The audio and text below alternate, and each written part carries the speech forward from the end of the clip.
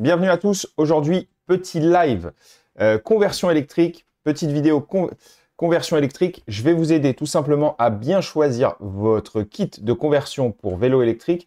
Ne pas vous tromper, bien choisir vos pièces. Regardez tous les petits détails et on va checker ça ensemble dès maintenant. Donc, il y a déjà eu plusieurs vidéos qui ont été faites sur la chaîne, mais c'est important de le faire aujourd'hui parce qu'il y a beaucoup de choses qui ont été mises à jour. Il y a pas mal de choses qui ont évolué dans les kits de conversion.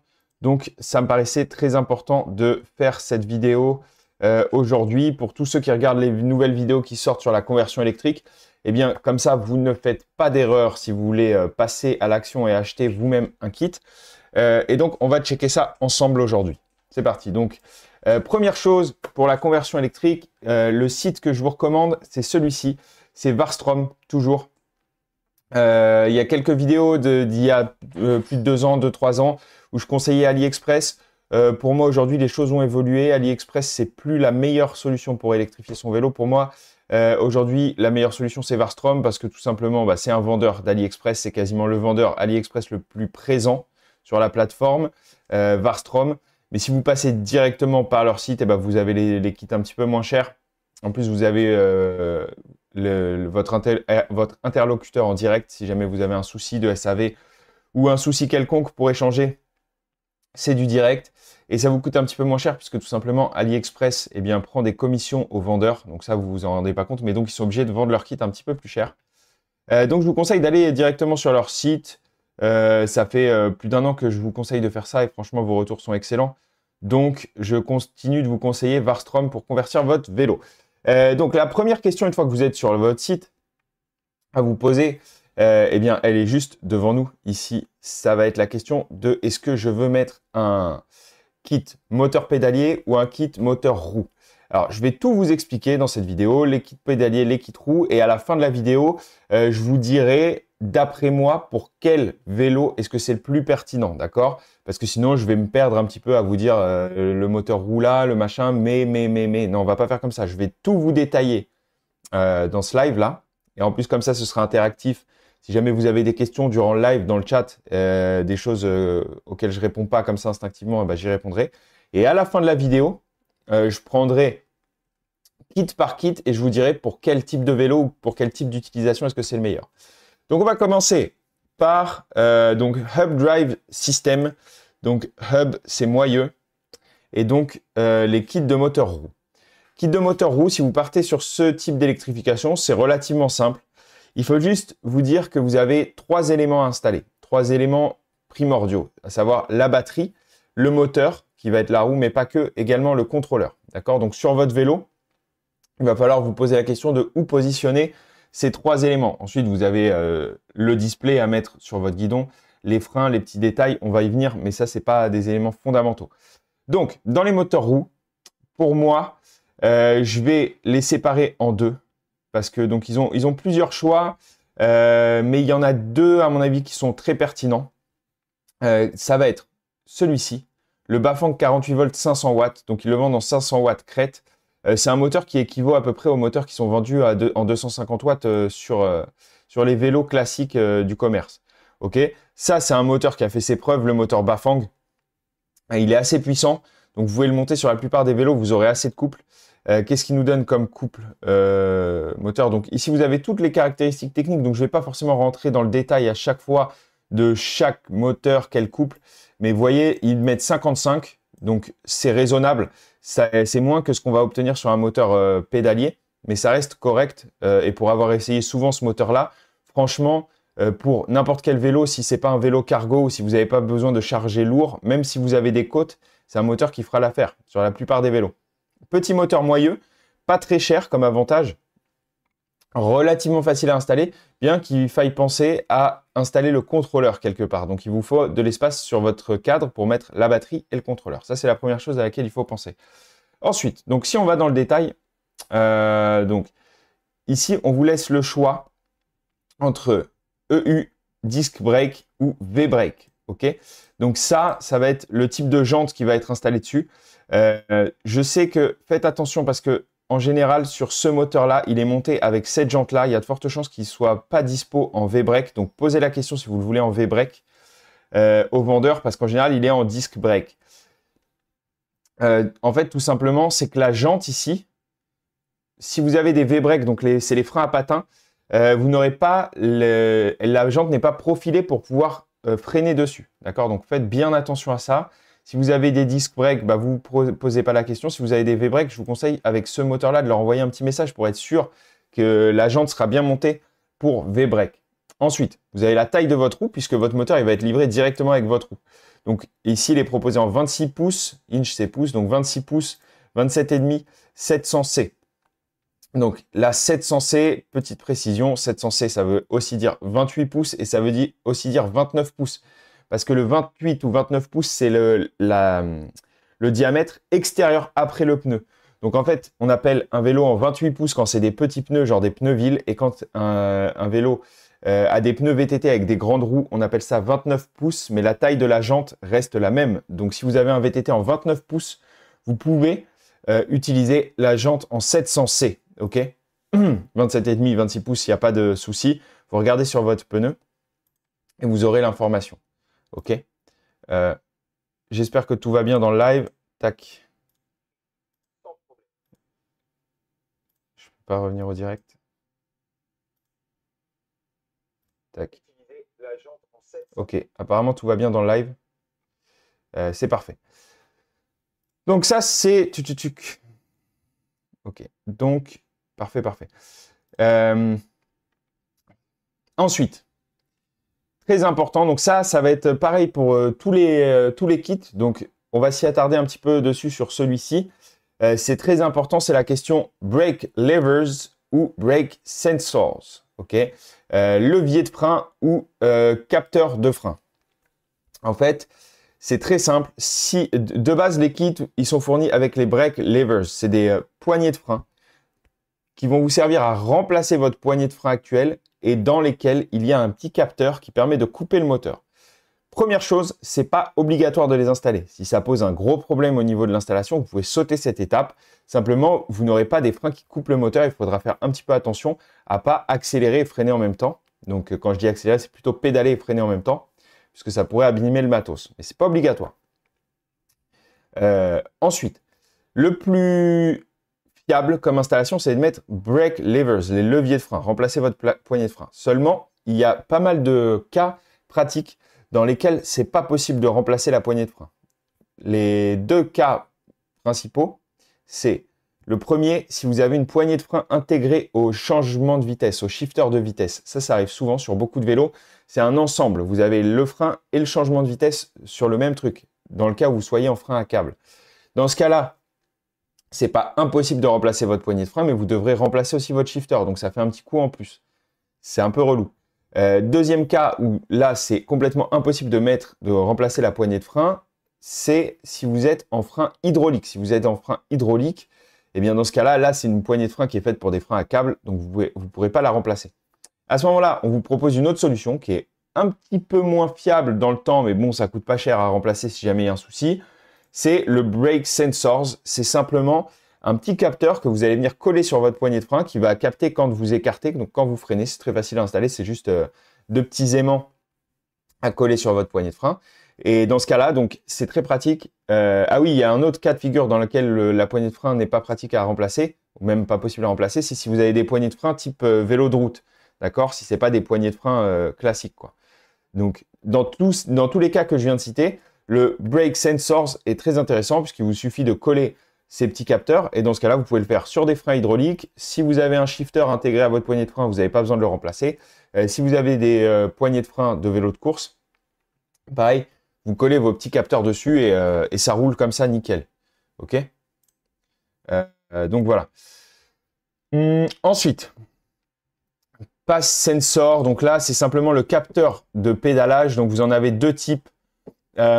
Le premier type, il est très facile à installer, mais parfois, franchement, vous pouvez rester bloqué parce que si votre boîtier de pédalier a un diamètre qui est légèrement différent du standard, ça va frotter, vous n'allez pas pouvoir le passer. Donc, le premier, si vous êtes sur un vélo vraiment très standard, d'une grande marque standard, genre un Bitwin ou un Nakamura VTT ou un vélo de ville, vraiment très standard avec le pédalier, le boîtier de pédalier de base, Vous pouvez opter pour celui-ci, mais dans la plupart des cas, je vous conseille, pour ne pas rester bloqué, de prendre le deuxième, qui va être un peu plus long à installer. Ça va vous demander de démonter un peu le boîtier de pédalier, mais par contre, il va mieux s'adapter à tous les boîtiers de pédalier. Et si vous avez un doute, ah ouais, avec un trou plus large d'ailleurs. En fait, pour le boîtier de pédalier, si vous n'avez pas un boîtier standard, comme je viens de le dire, n'hésitez vraiment pas à envoyer un petit message. Ça vous évitera d'être bloqué. Donc ici, vous avez un chat. N'hésitez vraiment pas. Ils sont très sympas chez Varstrom. Ils échangeront avec vous. Prenez des photos de votre boîtier de pédalier. Vous leur envoyez un message et vous leur dites « J'ai un petit doute sur quel capteur de pédalage il me faut » avec des photos de votre boîtier de pédalier. Comme ça, vous serez sûr de ne pas vous tromper. Parce que c'est un truc, c'est bête, mais on peut vite se retrouver bloqué si jamais votre boîtier de pédalier n'est pas dans les standards habituels. Et donc, c'est mieux. Eux, ils ont l'habitude. Vous leur envoyez la photo de votre boîtier et ils vous enverront le bon capteur. Parce que ça coûte pas cher comme truc, mais seulement si vous ne l'avez pas au moment de l'installation, vous ne pourrez pas utiliser le vélo du tout, ou alors à l'accélérateur seulement, donc vous serez bloqué, quoi. Voilà. Envoyez un petit message, c'est le mieux. Et si vous êtes sûr de vous, si vous connaissez un petit peu en boîtier de pédalier, vous pouvez choisir vous-même. Mais vous voyez, même moi, là, celui-ci, je ne sais pas exactement lequel c'est, si c'est un capteur pour les boîtiers de pédalier à roulement externe ou si c'est simplement un autre type de capteur, parce qu'il y en a beaucoup, il y a beaucoup de types de capteurs, donc je ne sais pas exactement lequel c'est celui-là.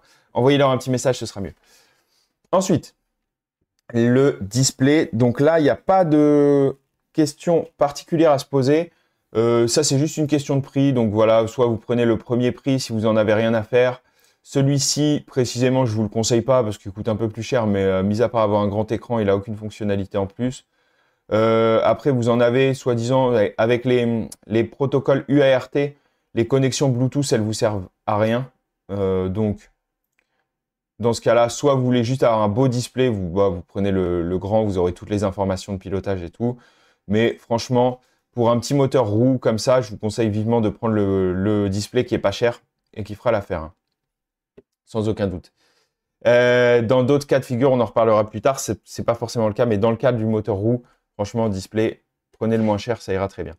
Et ensuite, donc, le choix de la batterie. Donc, ce qui est bien avec Varstrom, c'est que vous pouvez choisir votre batterie en même temps que vous choisissez votre kit.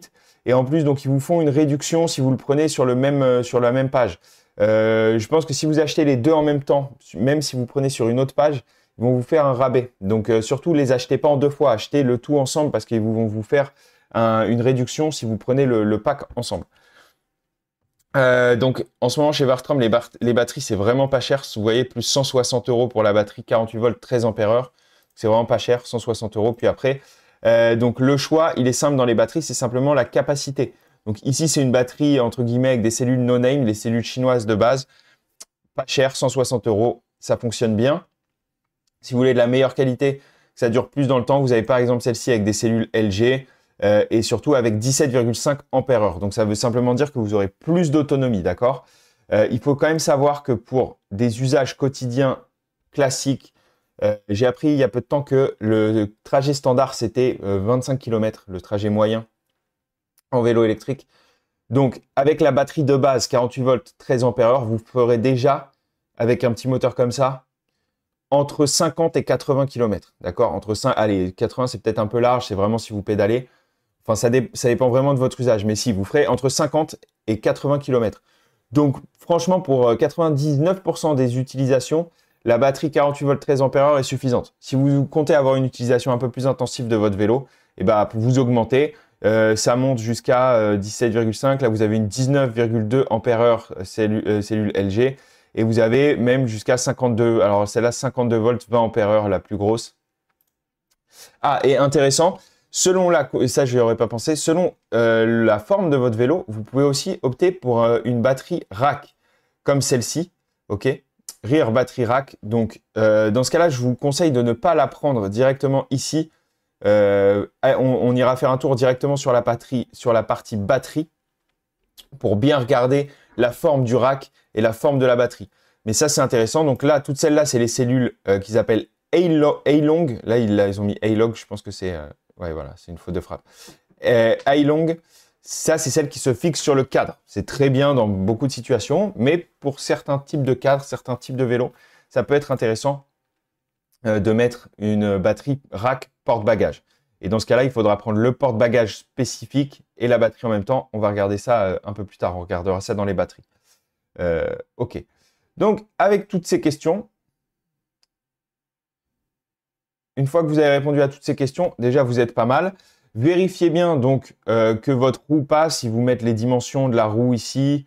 Dans les détails, en général, il n'y a pas de souci avec les tailles de roue.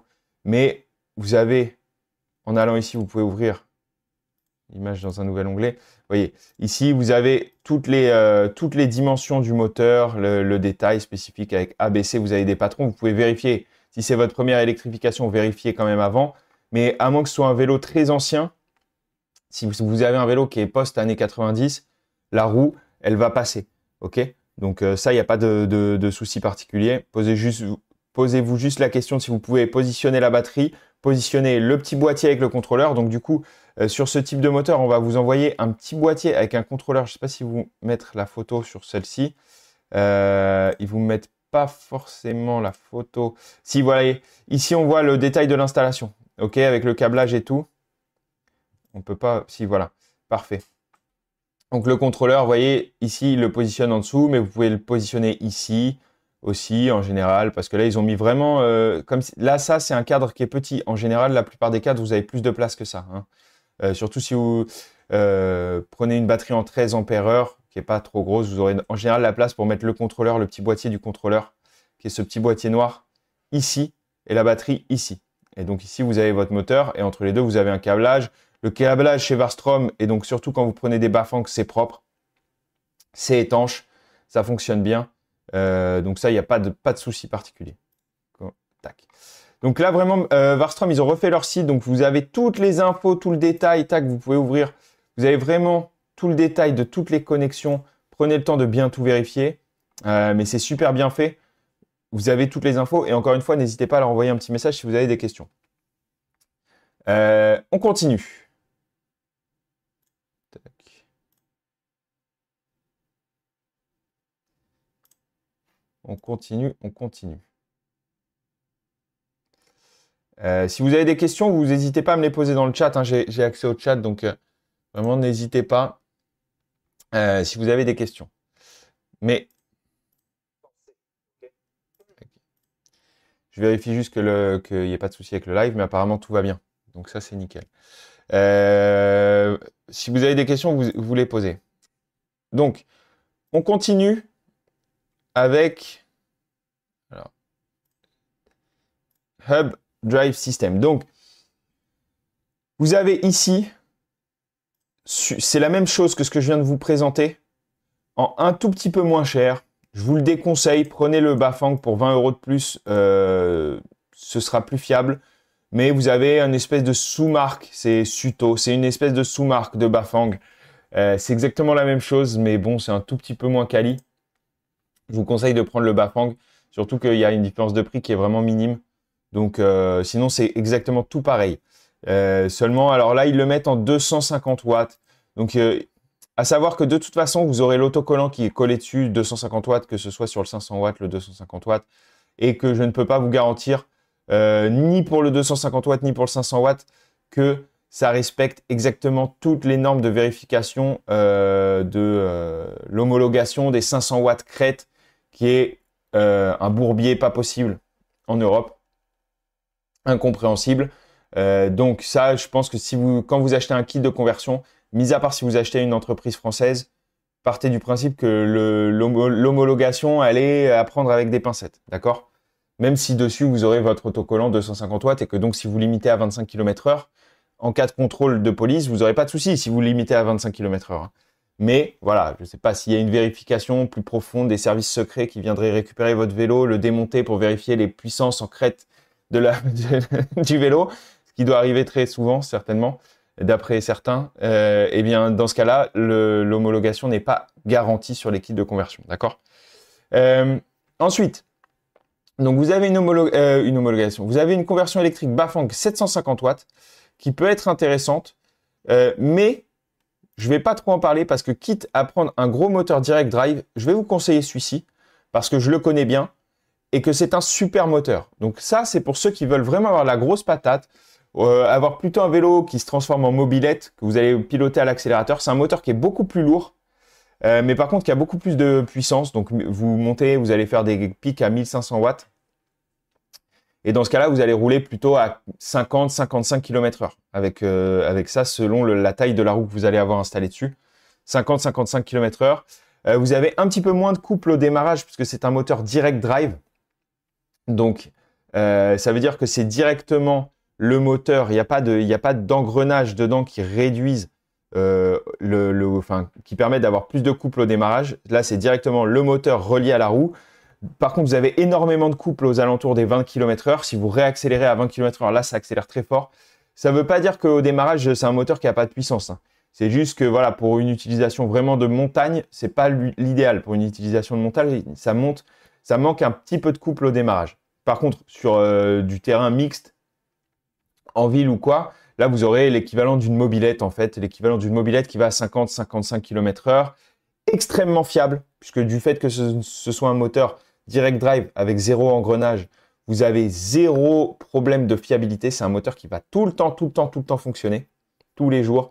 C'est le moteur que préfèrent tous les livreurs Uber Eats qui utilisent le vélo comme des malades mentaux, comme qui font des kilomètres et des kilomètres et des kilomètres avec le vélo. Donc, c'est pas pour rien qu'ils utilisent ce moteur, c'est parce que c'est un moteur qui est extrêmement fiable, qui marche très longtemps, qui est assez puissant. En plus, là, Varstrom le propose avec un câblage qui est assez étanche, avec un câblage étanche. Donc, c'était pas le cas jusqu'à présent et c'est surtout pas le cas avec les trucs sur AliExpress. Donc là, vous avez un câblage qui est simplifié, étanche, avec tous les displays de Varstrom. Donc ça, c'est très intéressant, franchement, et avec toutes les batteries de chez Varstrom. Donc pour les batteries, c'est la même question. On va pas se refaire le truc, c'est la même chose que ce qu'on a déjà vu. Les displays, c'est la même chose que ce qu'on a déjà vu. Le capteur de pédalage, c'est la même chose. À savoir que vous allez, pour ce type de moteur, plutôt l'utiliser à l'accélérateur, je vous le dis d'avance. Donc c'est moins important si vous avez un problème de capteur de pédalage. Vous avez pareil toutes les infos. Faites attention donc à bien avoir un frein à disque. Donc pareil, ils ont la jante à frein à disque.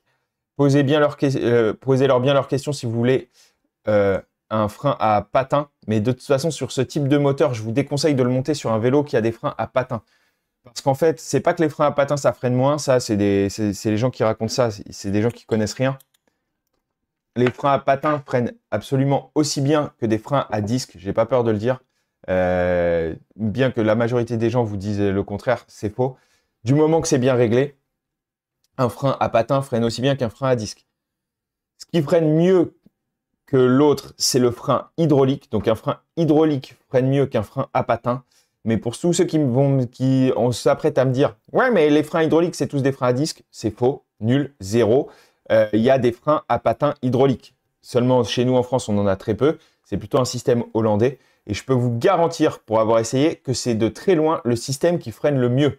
D'accord ? Le système qui freine le mieux, c'est bel et bien un frein à patin hydraulique.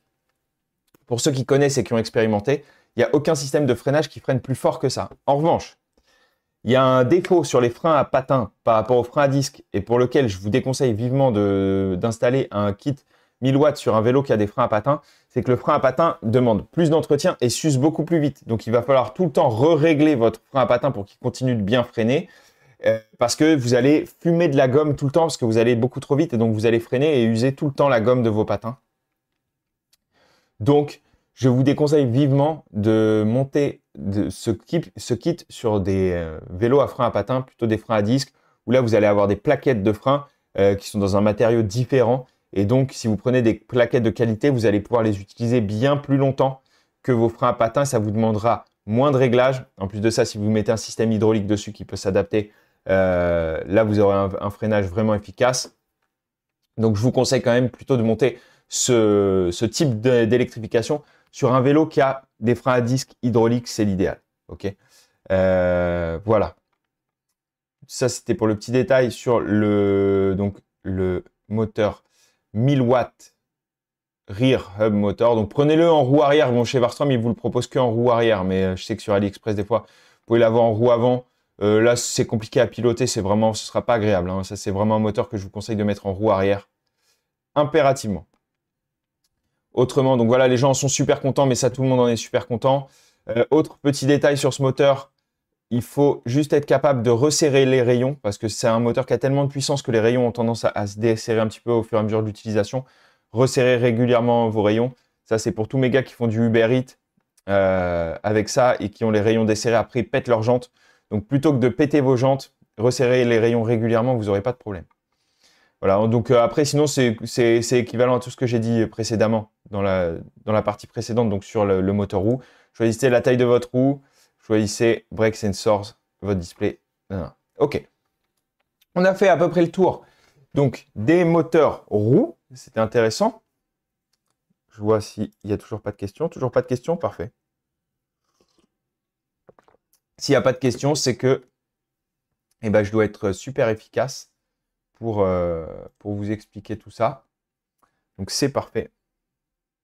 C'est parfait, c'est parfait.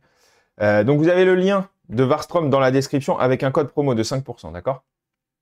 Si vous voulez convertir votre vélo en vélo électrique, vous avez le lien en description. Et vraiment, n'hésitez pas, je suis là, on est là pour un moment, donc n'hésitez pas si vous avez des petites questions, des choses que je n'ai pas dites. Vraiment, n'hésitez pas.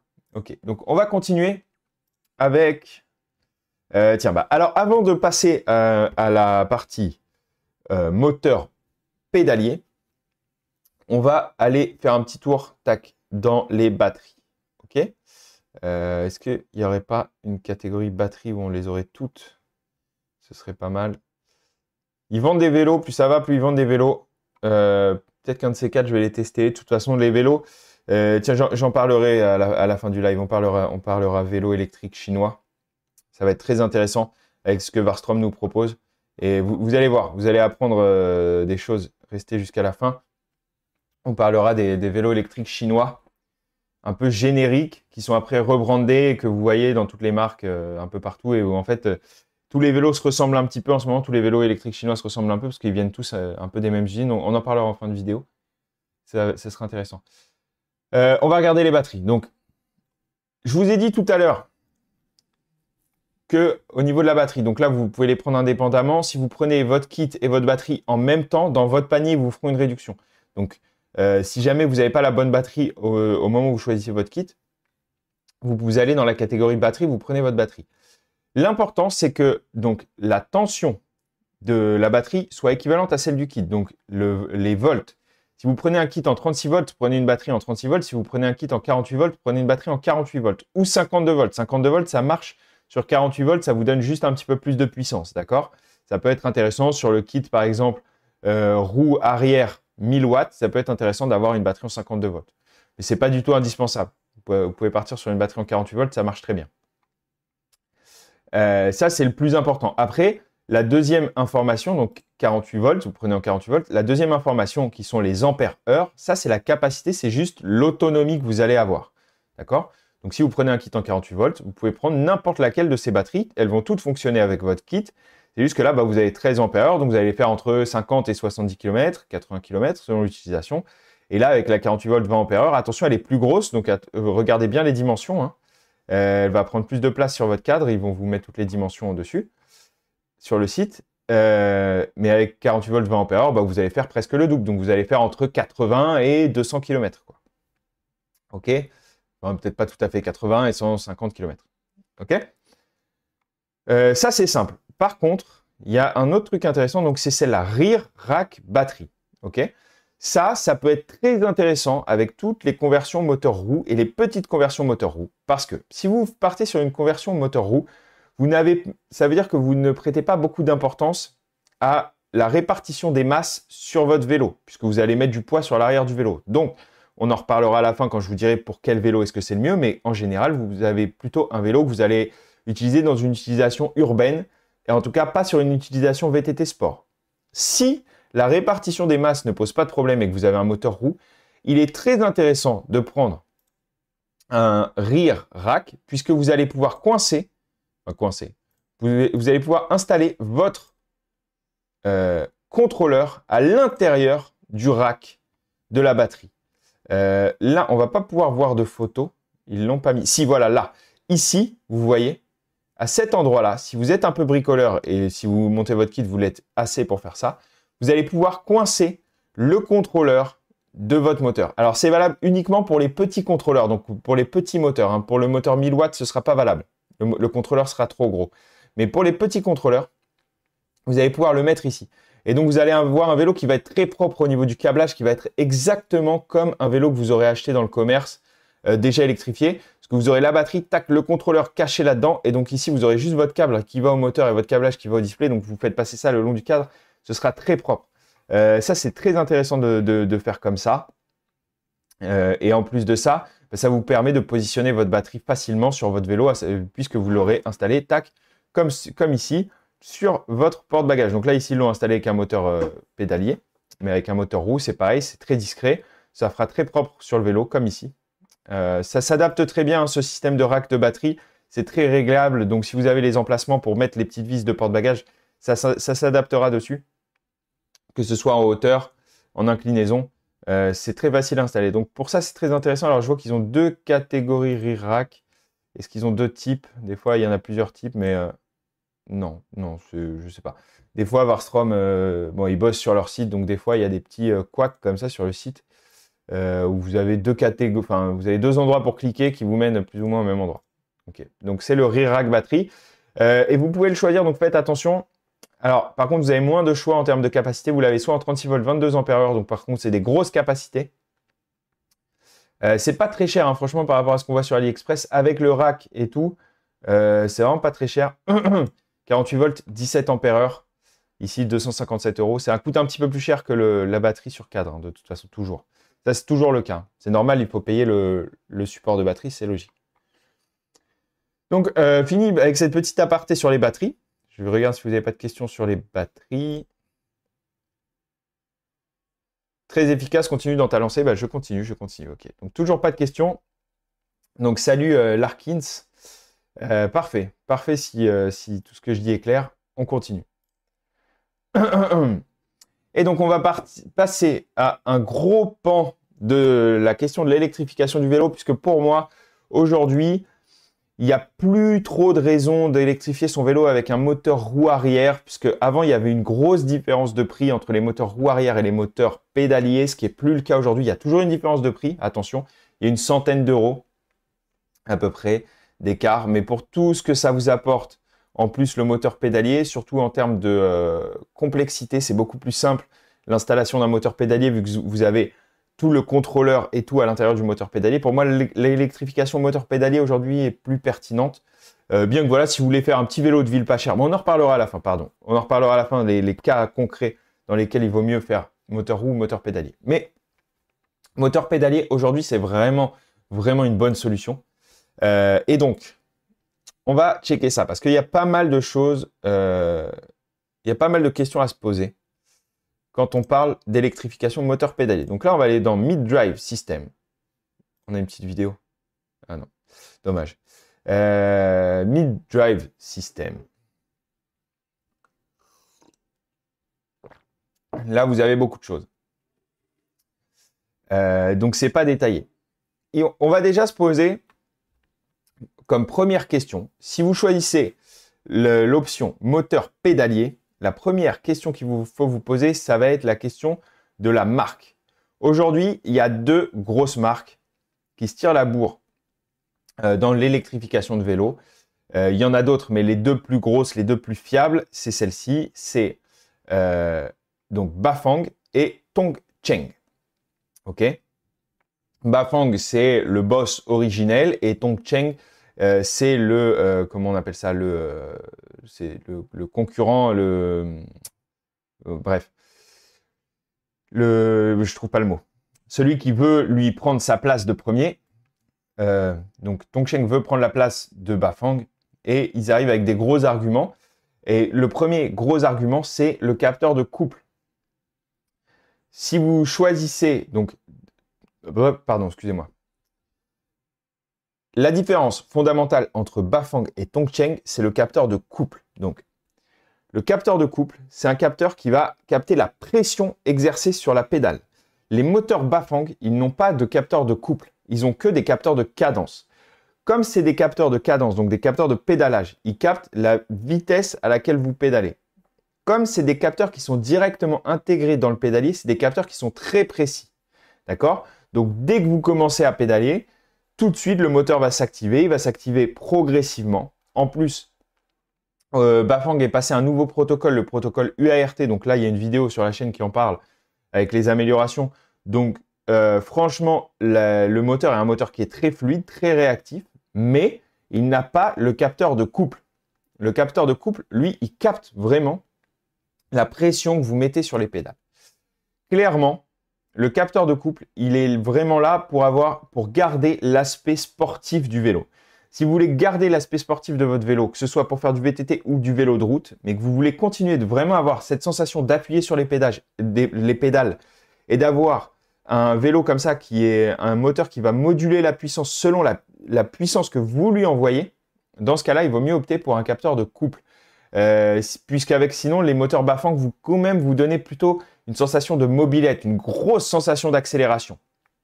À l'inverse, si vous voulez un vélo sur lequel vous ne fatiguez jamais, les capteurs de couple, ça peut être un petit peu relou parce que il faut toujours que vous appuyiez un petit peu sur la pédale. Il faut toujours donner un petit peu d'énergie dans le vélo, sinon vous n'avancerez pas. D'accord? Principalement sur le TSD Z8. Donc, donc, on va en reparler. On va donc se faire, premièrement, les moteurs Bafang. Les moteurs Bafang, ils ont donc comme qualité d'être puissants, énorme qualité d'être très très fiables, d'avoir beaucoup de pièces détachées, faciles à entretenir, puisqu'ils sont là depuis des années. Il y a eu énormément de moteurs qui ont été vendus. Donc, c'est des moteurs que vous allez pouvoir garder très longtemps. Vous allez pouvoir les entretenir, remplacer les pièces, trouver toutes les infos si jamais vous avez des problèmes techniques dessus. Il y a des forums de partout où vous allez pouvoir trouver les informations si vous avez un souci. Donc, pour ça, Bafang, voilà, c'est le gros player dans le monde de la conversion électrique. Et en plus, il vous propose des moteurs qui sont très puissants.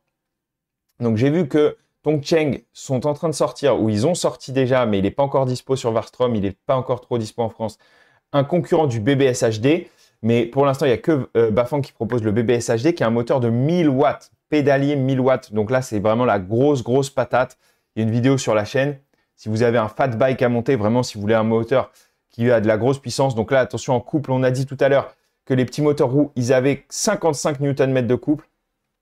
Là, le BBS HD, lui, il est donné pour 160 Nm de couple. Donc c'est énorme, c'est un couple énorme. C'est un vélo, vous aurez un vélo qui sera inarrêtable. Surtout, vous avez beaucoup de couple au démarrage, étant donné que vous pouvez moduler avec les vitesses.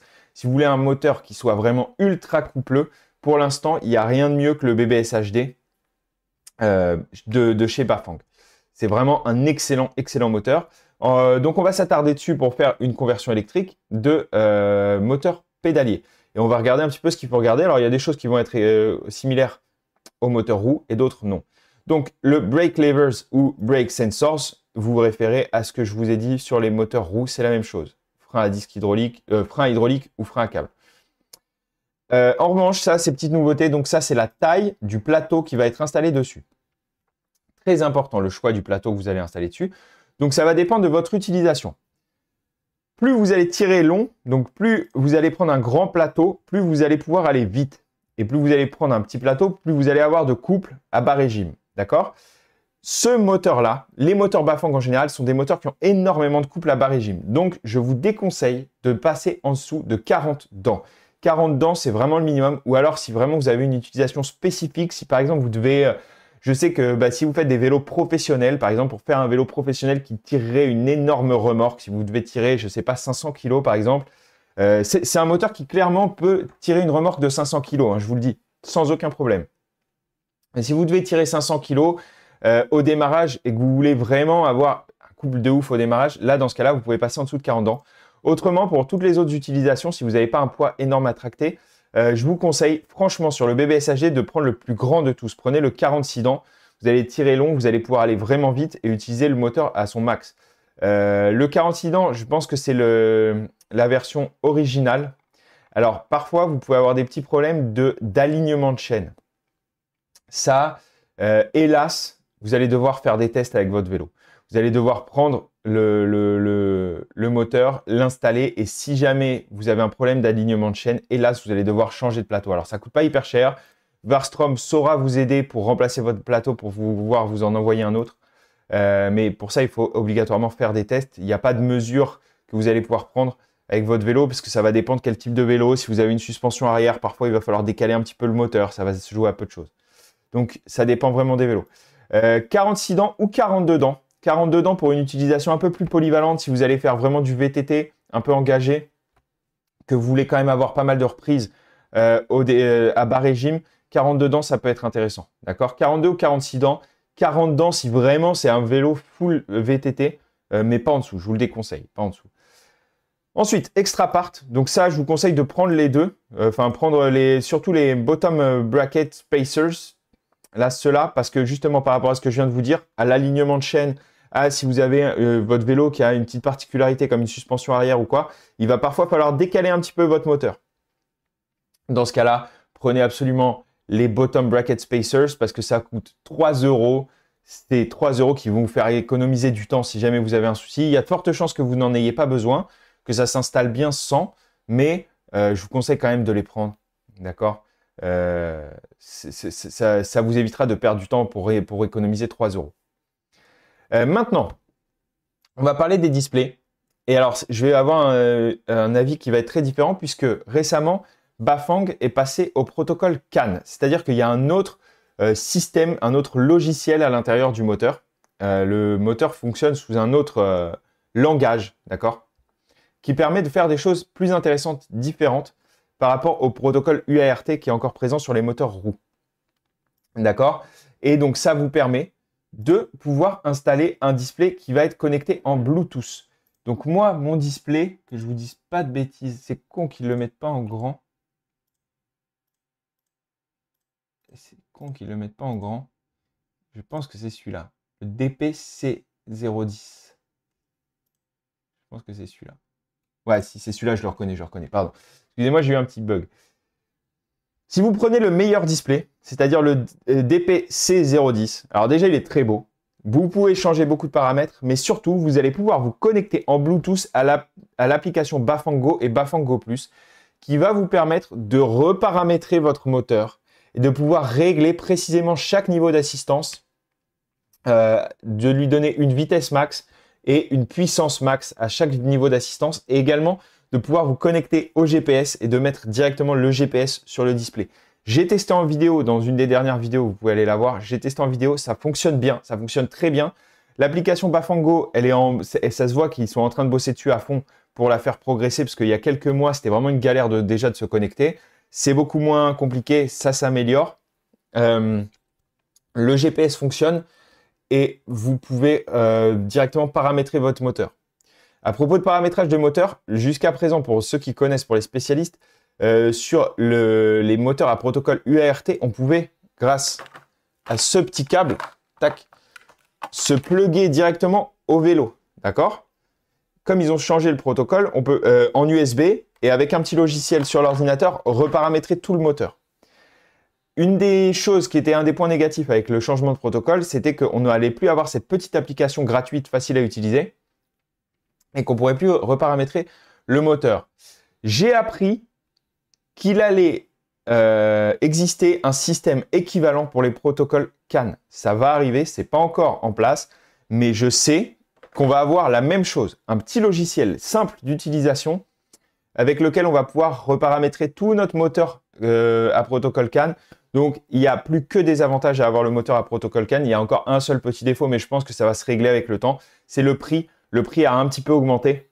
Pas énormément, mais je pense une trentaine, une quarantaine d'euros par rapport au protocole UART. C'est monté un petit peu. Je pense qu'avec le temps, on paye pour l'instant la nouveauté, la mise en place du truc. Avec le temps, le prix va baisser comme tout dans la tech. Donc, ça baissera au fur et à mesure. Sinon, autrement, c'est que des avantages. Donc là, vous avez un choix. Ce que je vous propose, moi, c'est de choisir entre soit le moins cher, soit le plus cher. Oubliez tous les entre-deux, ça n'a pas forcément d'intérêt. Soit vous ne voulez pas payer cher pour votre display, les fonctionnalités que je vous ai énoncées vous paraissent inintéressantes, et dans ce cas-là, vous prenez le petit display de base à 13 €. Et si ce que je vous ai énoncé, ça vous paraît être intéressant, et ben vous prenez le meilleur. Franchement, il est super. Ça vous coûte 61, donc ça coûte à peu près 50 € de plus entre le petit et le moins. Ça vous coûte 50 € de plus, mais vous avez GPS et vous pouvez reparamétrer via Bluetooth votre vélo, ce qui est quand même sympa. Ensuite, donc là, en batterie, il vous propose qu'une seule batterie parce que comme c'est un BBS HD, il vous conseille, et je vous conseille de suivre leurs recommandations, la plus grosse des batteries. Ah, donc là, il vous le propose. Ah ouais, non, parce qu'en plus là, c'est le BBS HD en 52 volts. Le BBS HD, il est décliné en deux versions, 48 ou 52 volts. Donc là, dans ce cas-là, je vous conseille de ne pas faire d'erreur parce que je sais que dans un sens, et surtout que maintenant on ne peut plus les reparamétrer, si vous prenez le moteur en 52 volts, que vous lui mettez une batterie en 48 volts, ça ne va pas bien fonctionner. Dans le sens inverse, le moteur ne sera pas bien paramétré pour une utilisation optimale.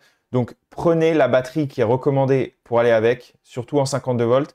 Et si on prend le 48 volts, je pense que donc 48 volts, ils vont aussi vous proposer une batterie. Là, dans ce cas-là, vous pourrez peut-être, voilà, il y a le même 48 volts. Et dans ce cas-là, vous aurez un plus grand choix de batterie en termes de capacité. Et vous pourrez même mettre une batterie rack. Donc, si vous avez besoin d'une batterie rack, prenez la version en 48 volts.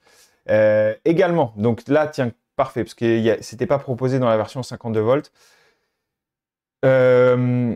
Quand vous achetez votre moteur pédalier, vous pouvez le prendre dans différentes versions de taille de boîtier de pédalier. Ça, il faut bien le mesurer avant. Il faut que vous mesuriez la taille. Là, regardez, vous l'avez ici. Ça, la longueur de votre boîte de pédalier. Il faut absolument que vous la vérifiez. D'accord? Puisque vous allez pouvoir acheter une version qui va aller soit pour les boîtiers qui sont entre 68 mm à 73 mm, soit 100 mm ou soit 120 mm. À savoir, attention que vous devez prendre autre chose en compte que simplement la taille du boîtier de pédalier, puisque j'ai un vélo, par exemple, mon Spé, qui est avec un boîtier de 100 mm. Donc, j'ai pris un moteur en 100 mm à la base. Seulement, il y a la forme du cadre, comme c'est un très gros fat bike, à l'arrière, ça s'écarte énormément pour pouvoir faire passer des pneus énormes. Et donc, dans l'idéal, alors ça passe juste avec un moteur en 100 mm, mais l'idéal maintenant, il est monté avec un moteur qui est en 120 mm et des bottom bracket spacers. Je vous montre l'écran, je suis bête. Des bottom bracket spacers comme ça. Et donc, si vous avez à l'arrière un cadre qui vient s'écarter énormément, comme si par exemple vous avez une suspension arrière, il vaut parfois mieux prendre la taille supérieure et mettre des entretoises de boîtier de pédalier, d'accord? Parce qu'il vaut mieux avoir un moteur plus long, mettre des entretoises, qu'avoir un moteur trop court que vous n'allez pas pouvoir passer. Donc, si vous avez un doute, franchement, prenez la taille au-dessus. Si vous êtes sûr de vous, que vous voyez que l'alignement à l'arrière, si c'est un vélo, c'est déjà un VTT standard ou un vélo standard, vous n'aurez pas de doute. Vous mesurez la taille de votre boîtier de pédalier et vous prenez la taille qui correspond. Mais si par exemple vous avez une suspension arrière avec, donc comme ça, voilà, la suspension arrière fait que votre cadre il s'écarte à l'arrière, il vaut parfois mieux prendre un 100 mm et lui mettre après des bottom bracket spacers. Ok? Très important. Brake levers, machin, ça on en a parlé, la batterie, non. Parfait. Je regarde si vous avez des questions. Ah, il y a quelques questions. Et dites-moi si vous avez des questions, je suis né sur le chat sur les sur les moteurs pédaliers. Salut, il y a un autre display Displo compatible avec l'appli Bafang, apparemment le DPC 080. On voit tous les displays plus bas dans la page. Pourquoi tu ne le recommanderais pas si on ne souhaite pas un grand display pour ton vélo? Et merci pour toutes tes vidéos. Alors je vais regarder ça, le DPC 80. Tac, on va regarder ça. Celui-ci, le DPC 80. Alors, je ne le recommande pas tout simplement parce que je suis quelqu'un qui aime bien recommander les choses que je connais et ne pas trop parler de choses que je ne connais pas. Et je vais te dire très sincèrement que je n'ai pas essayé ce display. Donc, je ne vais pas pouvoir te le recommander formellement. DPC 80 CAN, USB port type C, speed limit, non. Est-ce qu'on voit s'il est Bluetooth ou pas? Alors ici, j'ai pas l'impression qu'il nous indique ça. Oui, d'accord, parce que toi, tu me dis, donc il serait censé faire Bluetooth également. Donc là, je vois, il y a un petit indicateur Bluetooth, celui-là aussi. Et simplement, il aurait l'intérêt d'être plus petit, plus facile à installer sur le vélo. C'est intéressant. C'est intéressant. Attends, on va essayer de trouver les infos. Tac, on va essayer de trouver les infos.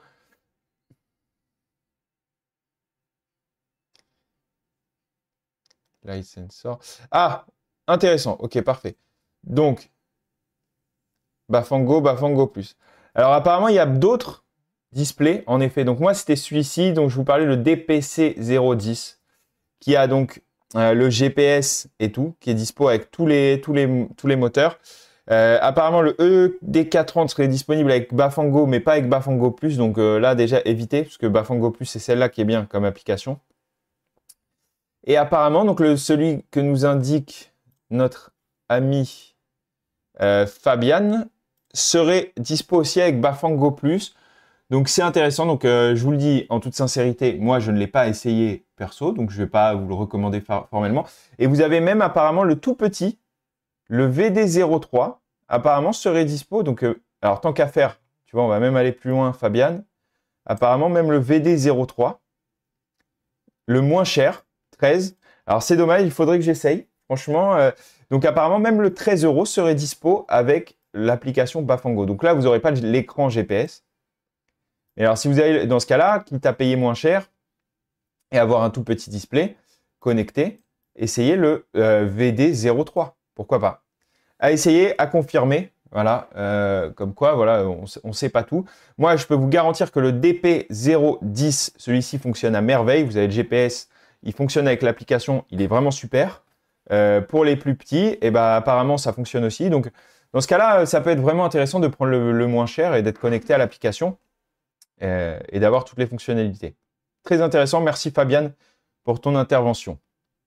Donc là, vous avez beaucoup d'avis. Hein. Varstrom, je sais, ça fait longtemps, donc là, ils ont des avis sur différentes choses. Ça fait longtemps qu'ils sont dans la place. Je sais que parfois, vous m'avez écrit pour me dire que c'était compliqué de communiquer avec eux. Donc, petite précision, ce sont des Chinois, d'accord? Ils sont des Chinois de Chine.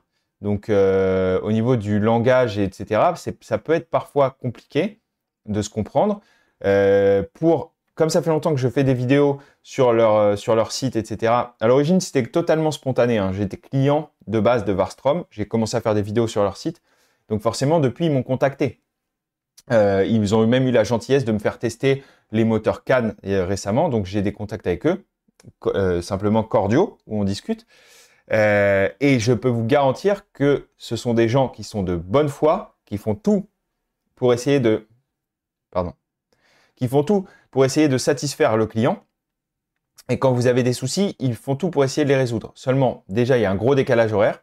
Ce n'est pas une énorme entreprise, donc parfois, ça leur prend du temps d'obtenir les informations techniques, machin, d'aider les gens.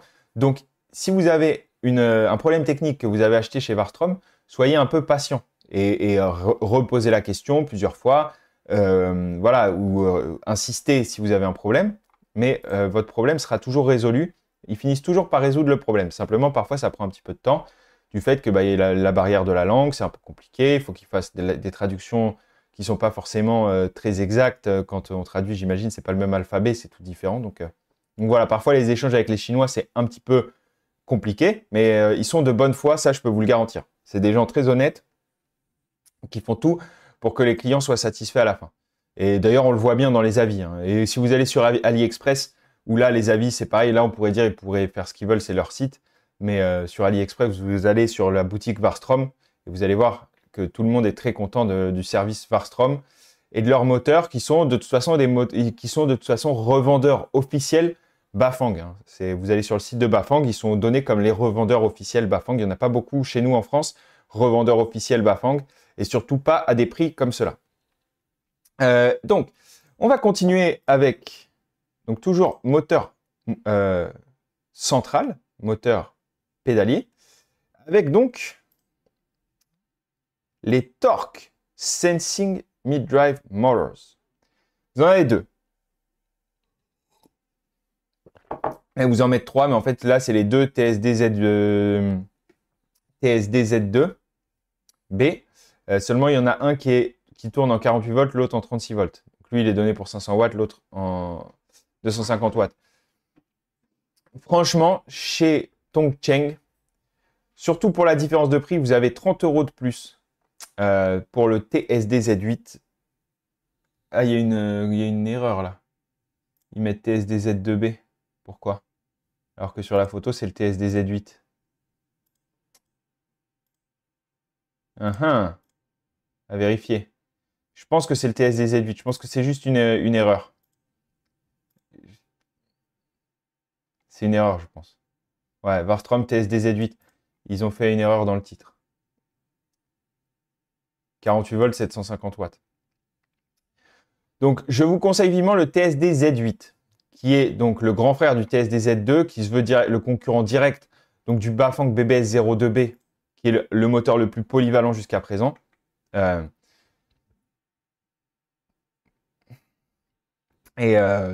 Pardon. Et qui est beaucoup plus fiable, beaucoup plus robuste, qui a plus de puissance, qui a vraiment tout et qui a surtout résolu tous les problèmes de son petit frère, le TSD Z2, qui est un bon moteur, hein, qui est franchement un bon moteur, que j'ai beaucoup roulé. J'ai roulé dans la version cyclo de ce moteur, mais qui clairement dans une utilisation intensive, au bout d'un certain temps, vous allez quand même fatiguer le moteur. C'est quand même un petit moteur. Si vous roulez comme un gros bourrin à faire du VTT avec, vous allez quand même finir par atteindre sa limite. Tandis que le TSD Z8 vraiment est robuste et donc a l'avantage, le gros avantage d'avoir un capteur de couple. Et donc pour une utilisation sportive où on continue d'appuyer sur les pédales est beaucoup plus adapté. Donc certains vont trouver ça mieux, certains vont tout. Attention, il y en a à qui ça va pas plaire. Moi perso, je préfère encore aujourd'hui rouler avec des moteurs Bafang. Parce que j'aime bien ce côté mobilette. Franchement, je ne fais pas de vélo. Dans l'utilisation quotidienne, je ne vois pas d'intérêt à appuyer fort sur les pédales. Donc, je n'utilise pas de capteur de couple pour mon utilisation quotidienne. J'aime bien avoir un vélo un peu mobilette et un moteur fiable qui roule sans problème. Même si les moteurs Tongcheng, a priori, sont fiables, ils n'ont quand même pas autant, on n'a pas autant de recul sur leur utilisation que sur les moteurs Bafang. D'accord? Par contre, si c'est vraiment pour une utilisation sportive VTT, le TSD Z8 est un excellent choix. Il y a une autre raison pour laquelle ça peut être un excellent choix, c'est son prix. Parce que franchement, il est vraiment pas cher. Surtout sur le site de Warstrom, c'est vraiment, vraiment pas cher. 330 € le moteur, donc de base, hein, sans batterie, sans rien. Mais avec une petite batterie 48 volts, 13 ampères-heure, un petit display. Donc, tac, un petit display. Et puis, bon, le Gear Sensor, allez, on met même le Gear Sensor. On est à 520 € en conversion. Franchement, vous pouvez vous faire un vélo, un VTT par exemple, ou un vélo de route électrique pour un prix vraiment cool. Franchement, c'est un très bon moteur si vous voulez un capteur de couple. De toute façon, j'ai des vidéos sur tous les moteurs. Donc celui-là, je l'ai testé que dans sa version cyclo. Je ne l'ai pas testé avec le firmware de base. À voir. À voir, mais apparemment, les gens sont contents hein, quand même. Les gens sont contents du TSD Z8. C'est un très bon moteur à capteur de couple.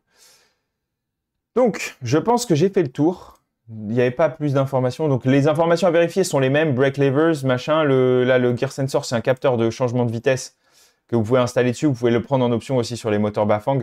Sur tous les moteurs puissants, je vous conseille de le rajouter. Hein. C'est très intéressant. Vous allez faire passer simplement votre câble de changement de vitesse dans le sensor et ça coupera rapidement le moteur pendant que la vitesse passe. Ça vous évitera de casser des chaînes. C'est une petite option que vous pouvez installer sur tous les moteurs pédaliers et qui est vraiment intéressante à installer. Tac, tac, tac. On retourne faire un tour sur le chat avant de vous dire, d'après moi, quel est le meilleur moteur selon votre utilisation. Donc,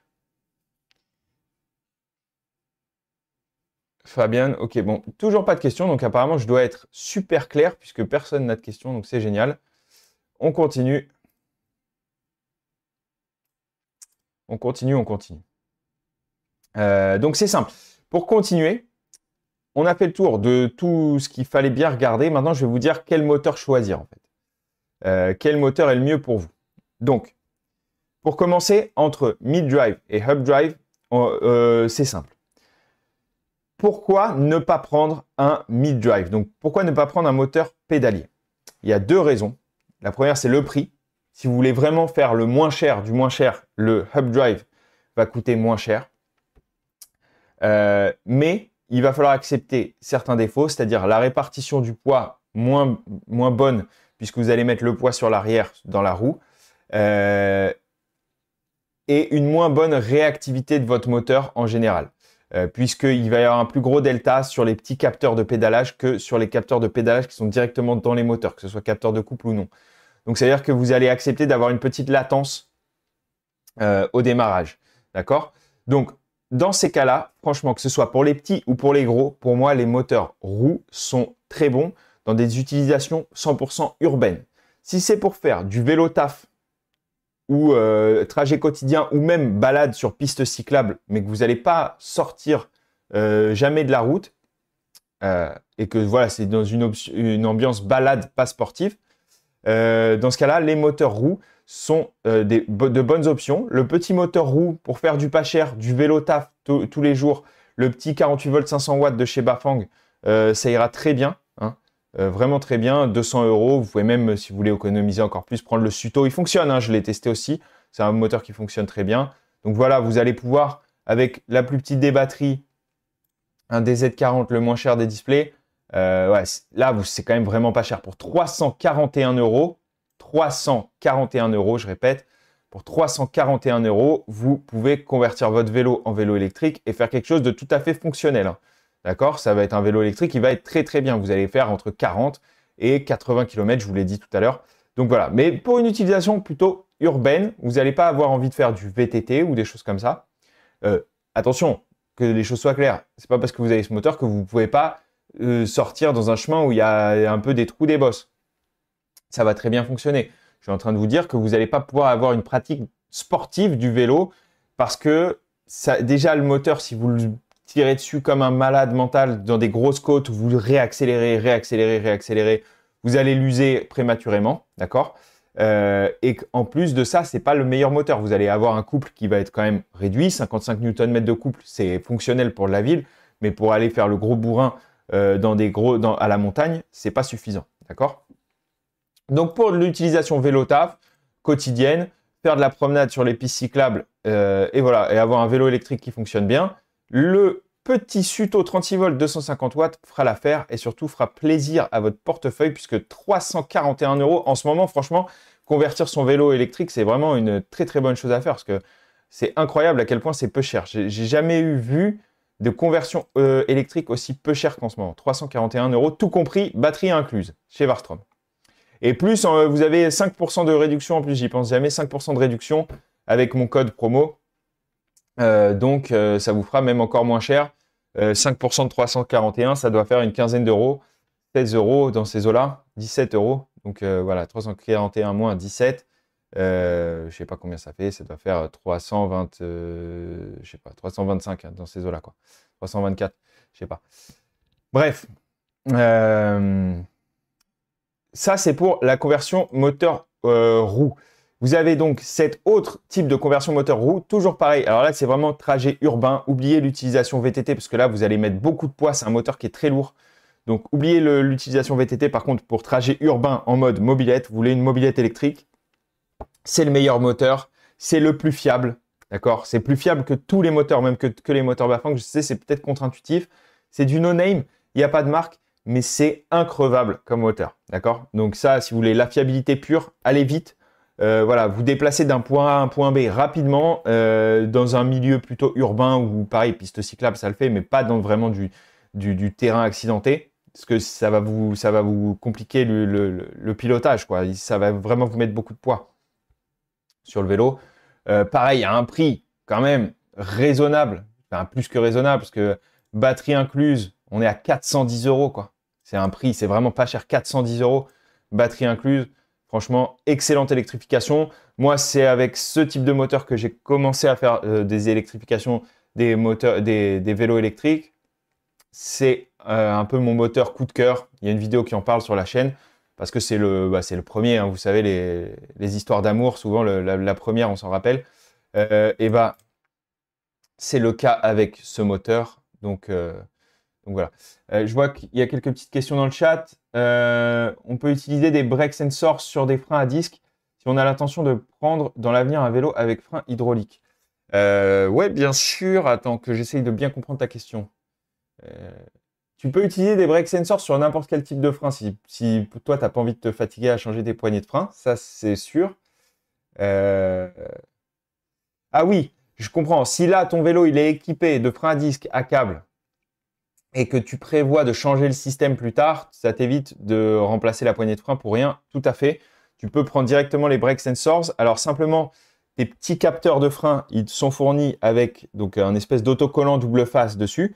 Si tu l'utilises une fois, la fois d'après, il faudra que tu le décolles et que tu remettes de la colle. Mais de toute façon, pour que ça tienne dans le temps, il faut toujours mieux mettre de la colle, une bonne colle sur ton vélo, enfin sur la poignée de frein et sur les capteurs.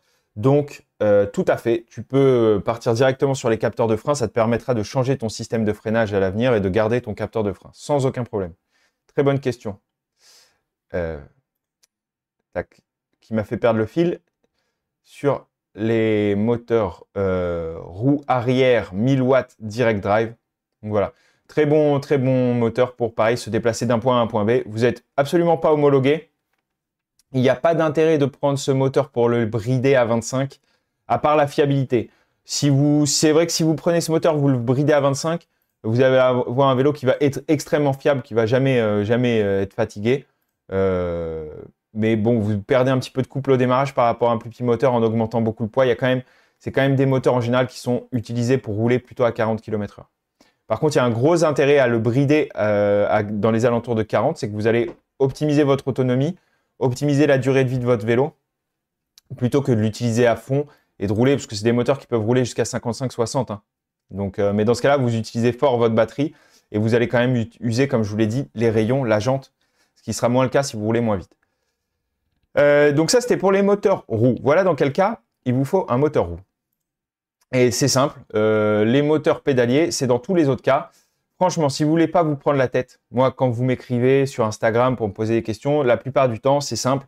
Les gens, ce que vous voulez, c'est des moteurs polyvalents.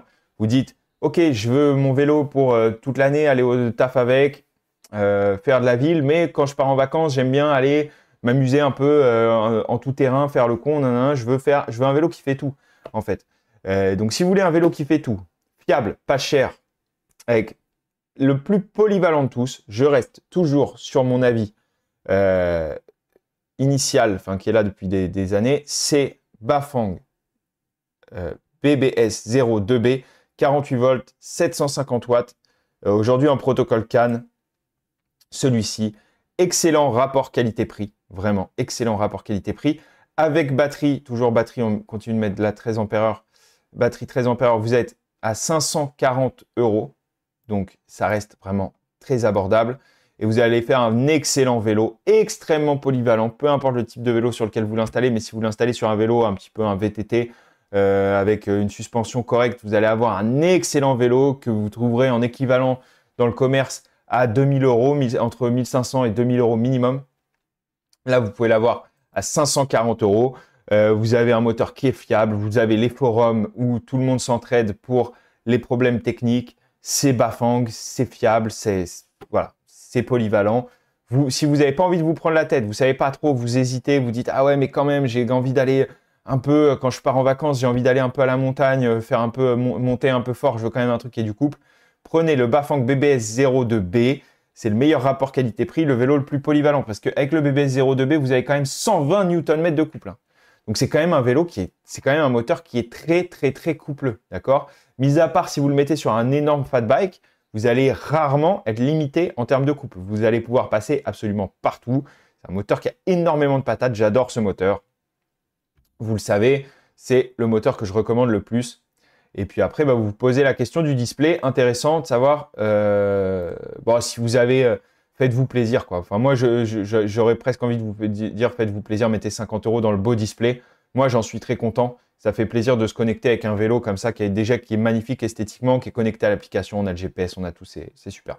Mais si vous voulez faire un petit 50 € d'économie, prenez le petit contrôleur, le petit display, je veux dire, qui apparemment est connecté également Bluetooth et vous paierez, voilà, 550 € et vous aurez un super vélo. Et enfin, pour une utilisation purement sportive, que ce soit VTT ou vélo de route, pour garder absolument donc l'utilisation vélo et simplement avoir une forte assistance, pouvoir aller partout, pouvoir aller plus loin, tout en continuant de faire du vélo comme vous en avez toujours fait, prenez le capteur de couple qui va vous permettre de garder cette sensation de pédalage. Ça coûte avec batterie, tac, avec batterie display, 505 €, un tout petit peu moins cher que le Bafang. Vous avez le capteur de couple en face. Par contre, eh ben, on a un petit peu moins de recul sur la fiabilité. Si le jour où vous aurez un souci, ce sera un petit peu plus compliqué de vous procurer des pièces détachées, quoique Tongcheng, j'ai l'impression, est en train de faire son chemin. Donc, a priori, pour l'instant, on peut se dire que dans pas mal d'années, ils seront toujours là, qu'ils se seront développés avec de nouveaux moteurs, puisque j'ai pu voir qu'ils arrivaient avec un moteur de 1000 watts à capteur de couple. Donc là, par contre, là, ça va être banger. Là, les gars, il y a de fortes chances que je change complètement d'avis sur Tongcheng Bafang si Tongcheng arrive avec un moteur à capteur de couple de 1000 watts, parce que j'ai testé un moteur à capteur de couple de 1000 watts qui est le To7 DMO1, qui est pour moi le meilleur moteur de très loin en termes d'utilisation, mais qui, hélas, pour l'instant, je ne vous le recommande pas parce qu'il a des gros problèmes de fiabilité. Et donc, je ne vais pas vous recommander un moteur que vous allez pouvoir utiliser 50 fois et qui va tomber en panne. Donc, DMO1, j'en parle pas, mais en termes d'utilisation de sensation, le capteur de couple de 1000 watts, c'est vraiment quelque chose de très, très, très impressionnant, c'est incroyable. On a l'impression de devenir super fort d'un coup. Donc, si Tongcheng arrive à nous sortir un moteur de 1000 watts fiable à capteur de couple, alors là, je pense que je changerai d'avis, mais enfin, ils l'ont sorti. Il s'appelle le TSD-Z12, je crois. Attends, on va voir. TSD-Z. J'ai vu ça sur un site de... Non, c'est pas TSD-Z12. Comment c'est? TSD-Z. On va essayer de le trouver. TSD-Z16. Alors, ouais. Sur AliExpress, 280, ouais, soi-disant. 48 volts, 500 watts, non. Il n'est pas dispo, en fait. Il n'est pas dispo nulle part, en fait. Enfin, pour l'instant, j'ai pas vu un endroit où... Ah si, j'ai vu un endroit, mais on va le payer cher. Alors, regardez, Varstrom sur AliExpress. TSD-Z8, 1000 watts, 500 watts. Non, il n'est pas dispo pour l'instant. Ils le mettent... il commence à l'afficher. Voilà, je l'ai vu chez Cycloboost. Alors, le problème des revendeurs français, alors j'ai absolument rien contre Cycloboost, hein, que les choses soient claires. C'est très bien si vous voulez avoir du SAV français, j'imagine. J'ai aucun contact avec eux, j'ai aucune idée. Mais le problème, c'est que c'est vachement plus cher, quoi. C'est qu'on paye tout vachement plus cher quand on passe par des revendeurs français. Mais ils l'ont. Donc, kit moteur pédalier TSD-Z16, 48 volts, 1000 watts. Donc là, à tester. Si Cycloboost veut m'envoyer le moteur, eh ben, je ferai une vidéo test et je mettrai un lien. Tiens, voilà, c'est un appel. Si Cycloboost veut m'envoyer ce moteur, ça nous permettra de faire une petite collab avec plaisir. Et comme ça, je testerai le moteur. Parce que 5 kg, ouais, 5 kg, donc c'est assez lourd. Donc Vmax, ok, 160 Nm de couple. Donc c'est un équivalent, c'est censé être équivalent du BBS HD. Après, la question de la fiabilité. Mais si c'est Tongcheng, il y a des chances que ce soit fiable. Donc à tester. Mais ça, c'est l'avenir qui nous le dira. Je pense qu'on a pas mal fait le tour. On va parler un peu vélo électrique juste après. Comme je vous l'ai dit, on va parler de vélo électrique. Mais est-ce que vous avez des questions dans le chat? Alors, Fabian est tout seul à parler depuis tout à l'heure. C'est dommage. Alors, Mathieu. Bonjour, j'ai pu le tester à l'usine directement en Chine. J'ai quand même un gros doute sur la fiabilité, mais la puissance est faible. Ah ouais, et pourquoi est-ce que tu as... Ah, c'est Mathieu de Anad Électrification. Donc un autre revendeur, installateur de kits en France, qui fait du Tongcheng. Et alors peut-être tu vas proposer, je vais vous montrer le site, tiens. Anad. Anad ou Anode? Anad, non, je crois que c'est Anad comme ça. Ah, voilà. Kit d'électrification, Anad. Qui propose du Tongcheng, je pense. Tongcheng reparamétré, reconfiguré. À vrai dire, j'ai pas envie de dire de bêtises sur ton site. Donc, je vous laisse aller regarder Anad. Voilà, solution d'électrification. Entreprise française, solution d'électrification. Je vous laisse aller voir si vous voulez. Et donc, qui a testé le nouveau moteur directement en Chine. Est-ce que tu peux nous dire, Mathieu, pourquoi est-ce que tu penses, pourquoi est-ce que tu as des doutes sur la fiabilité? Est-ce que c'est juste comme ça un ressenti ou est-ce que tu as des indices qui te prouveraient qu'il y a des problèmes de fiabilité comme sur le To7, hein. Le To7, moi j'ai fait 2 sorties avec, il s'est mis à faire du bruit. Alors, d'après Yannick chez Cyclo, c'est juste un roulement à billes qui, apparemment, ils auraient trouvé la cause de ce problème qui est un problème récurrent. Donc, ça pourrait s'améliorer dans l'avenir. Salut, il y a des kits CSC roue arrière sur AliExpress. AliExpress sont-ils fiables? Alors, ce sont les kits, je pense que tu parles des kits Direct Drive, ceux dont j'ai parlé, les mêmes que vous avez pris chez Varstrom. Que vous avez pris. Les mêmes que je viens de vous présenter chez Varstrom. Et donc oui, c'est extrêmement fiable dans le sens où le moteur Direct Drive, c'est fiable parce qu'il n'y a il y a rien qui peut se passer. Il n'y a pas de friction, il n'y a pas de problèmes mécaniques qui peuvent arriver. CSC dont tu nous parles sur AliExpress, c'est globalement la marque qui vend tous les moteurs pas chers de livreurs Uber Eats. D'accord? Donc ça marche bien. Le service après-vente, moi j'ai expérimenté parce que j'ai acheté plusieurs moteurs chez eux il y a pas mal d'années. C'était il y a plus de 3 ans. Le service après-vente était vraiment compliqué, vraiment très compliqué. D'accord? J'ai eu un kit qui a eu un souci, ils m'ont renvoyé des pièces, mais on n'a jamais réussi à solutionner le problème. Encore une fois, c'est pas parce qu'ils sont de mauvaise volonté, mais c'est parce que la communication était compliquée. Donc voilà. Mais après, ça reste du direct drive. Le problème, c'est que eux, alors l'avantage qu'ont Varstrom, ok, sur leur, on va se remettre le truc, sur leur moteur mince, roue arrière de 1000 watts par rapport au moteur CSC, c'est les connexions, les connectiques. D'accord? Varstrom, il nous propose un moteur de 1000 watts avec des connexions étanches. Ok? Et ça, c'est intéressant. Parce que celle que tu prends chez CSC, on peut aller voir. Hein. CSC, AliExpress. On va voir. D'accord. Carbon Wheels, non. Ouais, CSC, on va mettre ça. CSC 1000 watts motor. Donc ça, par exemple. Déjà, est-ce qu'en termes de différence de prix, est-ce que c'est intéressant? On va regarder. Hein. Ici, chez Varstrom, en 26 pouces. Alors, on va regarder sans batterie pour être parfaitement honnête. Ils l'ont à 240 chez Varstrom. Et là, 202. Donc, c'est 40 € de moins chez CSC. En revanche, si tu regardes bien les connexions, tu vois, c'est vraiment du petit fil comme ça. C'est un peu le bordel que tu vas mettre dans une pochette en tissu. Je suis pas en train de dire que ça marche pas, hein, ça marche. Mais voilà, c'est un peu le bordel, quoi. Et puis c'est un peu moins étanche, tu vois, les connexions comme ça. Ok? Et donc ça, c'est pas ouf. Tu vois, tandis que chez Varstrom, tu as la même chose, le 1000 watts, avec des belles connexions. Ok? Donc voilà.